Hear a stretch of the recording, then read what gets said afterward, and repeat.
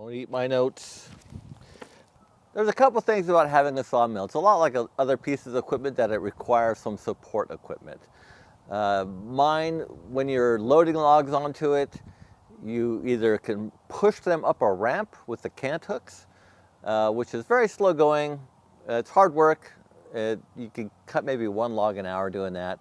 Luckily, I have a friend, James, who has a grapple on the front of his tractor. He just picks up the logs and sticks them onto the trailer, which makes it very convenient. There's no shortage of logs around here. They're always on Facebook Marketplace, or somebody will call me up and say they have a couple of logs. Last spring, there was a couple of big cherry trees that fell across my friend's driveway, and it was quite an effort to get them loaded up onto my 16-foot trailer at the time to get them to the place where I mill the wood. So I've wanted to build a logging arch, and I finally have done that. My 16-foot trailer just wasn't going to be a good candidate to put the log arch on. It was just a bit too long. And my buddy James had a 12-foot trailer that's tandem axle. It's 5 lugs, so about 1,500 to 2,000 pounds per axle, which is plenty for what we're doing. And so he donated that to the cause, and then I got to work. I brought it over here to my shop. I cut the tailgate off and then took the wood off, cleaned it up, a little pressure washing. My idea was to do this in 2 parts, to have the base part of it and then the arch part of it. And I'd be able to do everything in my shop, and then at the end, weld it to the trailer, which would avoid a lot of work outside. So this is the base of the arch right here. It's 3x3 inch material, 1/4 inch thick, so it's pretty beefy. It's always going to be hooked to my truck, and this is the height. And it was just going to be a bit too close to put the weld-on fittings here, so I turned the end of the pipe going up, and that gives me plenty of clearance, because once I put a log on there, if I wasn't able to crank up the feet, they'd be stuck on there. And once I turned these up, that kind of determined where I was going to put the pivot for the arch. It's basically where I could get my MIG welding torch in between that and the bracket for the pin. These brackets here I was able to buy on Amazon. They had a 1-inch hole, so I had to go through them with a 1 32 inch drill bit just to make it so they would take the 1-inch pin.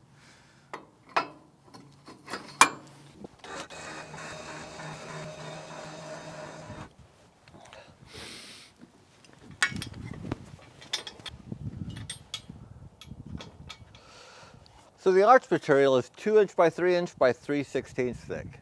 This is version 2 of the pivot point.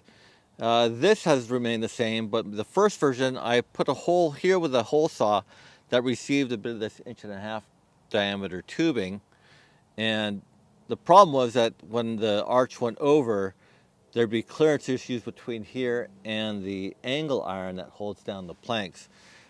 So what I did was just weld some of that same tubing to the edge of the pipe, and then I just reinforced it with some more of this rectangular tubing.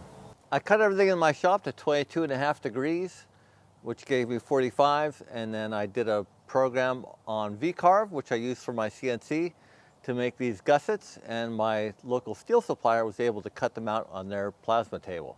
Once I had these pieces straight and mounted to the base, I was able to determine the cross piece between the two, or the length of it, and then I cut that out. Once I had this length cut, I added some flat bar to it, some 2 inch and 3 inch, to give it some extra stiffness.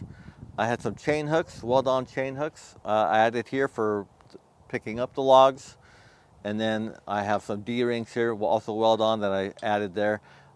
I just wanted to, I don't have a use for them just yet, but I wanted to have them there in case I needed them.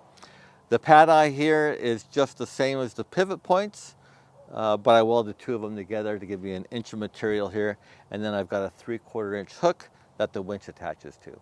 Once I was done with the welding on the arch, I was able to mount it to the trailer, so I had to back it into my shop, got it welded up. The jack stands came in handy for getting that square tubing to the right height, but I did have to clamp it in place for a little bit. Once everything was welded in place, I had to turn the trailer around so I could start working on the area where the winch mounts and where the battery's going to be. So I used my little convertible to bring the trailer in front ways, and this worked out quite nicely because the workman there is quite short, and I was able to shut the door and keep the heat in the shop. Once I had this T-piece in place and test fit the winch, I went ahead and welded it in place. I wanted to keep the battery nice and secure because when those logs fall into the trailer, it's going to bounce around quite a bit. So I did fabricate a little battery tray, and I've got a battery box. I'll just mount it to the tray with some screws. The 6,000-pound winch seems to be a bit of an oddball between ATVs and trucks, so it was hard to find a mounting plate on the receiver with it. And the one I did find will not accept the fair lead for the winch, and the bolt pattern is 4.5 inch by 6.5 inch. So I'm just going to keep my eyes open on Marketplace for another one, or order one on Amazon. And it's a straight line pull going to the A-frame, so I'm not so worried about it. Now for the winch, I'm kind of a buy once, cry once type of guy, and I went to the local Warren dealer. They had an 8,000-pound Warren winch, and no doubt the quality is very good for those. But I wanted the synthetic line, and the 8,000-pound starts at $600 for the wire rope. And then if you want the synthetic line on top of that, that's another couple $100. So it's going to be over $800 for a winch. I really don't need an 8,000-pound winch. I think the largest log I'm going to do is about, going to say, a 24-inch white oak log, which is going to 10 foot long, is going to be about 2,000 pounds. So I got this one on Amazon for $200. So I can buy 4 of these for what I can buy one of the Warren winches for. And it's going to lead a pretty good life. When I'm not using it, it's going to come off of the trailer and sit in my garage, and the battery will come out. So I couldn't really justify it. Also, this one's got a wireless remote and a wired remote, so that's pretty handy. Once everything was done, I slapped some paint on it, threw some new lights on the trailer, and then it was time for testing. So to test the trailer, I took it to my buddy James's house this morning. We had about an 18-inch diameter, 8-foot long red oak log. That probably weighs about 800 pounds, and that would be a good test for it. On my way over to James's house, I did stop by the tire store and picked up an old used tire so that when the A-frame falls onto the trailer, it hits that cushion of the old tire.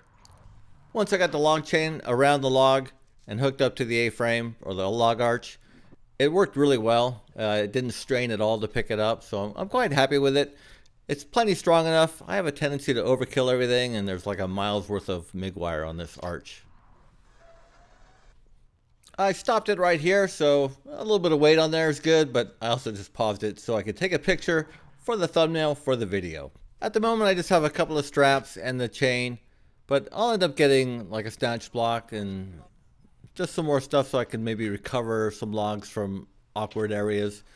But for now, I'm pretty happy with the way it worked out.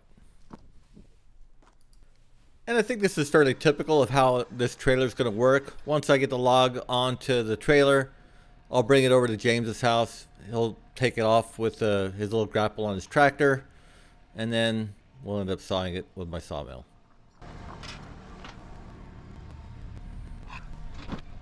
If you have any questions about the trailer, list them down below. I'll answer everything that comes in. I'll also leave links to all the parts from Amazon that I use on this. They are affiliate links. But hope you enjoyed the video. If you did, hit that like button. Thanks for watching, and we'll see you next time.